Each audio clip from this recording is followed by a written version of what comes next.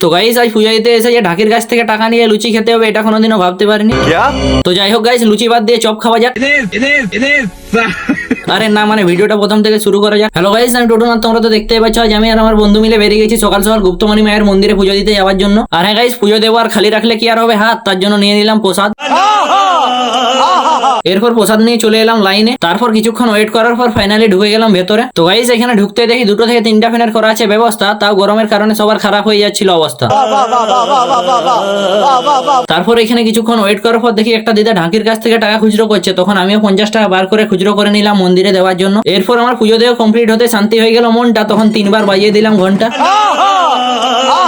তারপর এখান থেকে বেরিয়ে বাইরে একের পর এক সব ঠাকুরগুলোকে প্রণাম করে চলে এলাম গেটের কাছে। তো গাইস গেটের কাছে কিছুক্ষণ ফটো তোলার পর সকাল থেকে কিছু খাইনি বলে আমার মনে হয় ডাউন হয়ে গেছিল পাওয়ার, তখন আর কি দোকানকে খেতে চলে এলাম কিছু খাবার। এরপর খেয়ে করে বেরিয়ে গেলাম 2 বন্ধু বাড়ি যাওয়ার জন্য। আর হ্যাঁ গাইস, আমাকে যদি তোমাদের লেগে থাকে ভালো, আরে না মানে আমার ভিডিওটা যদি তোমাদের লেগে থাকে ভালো, তাহলে আমাকে একটু করে দাও ফলো।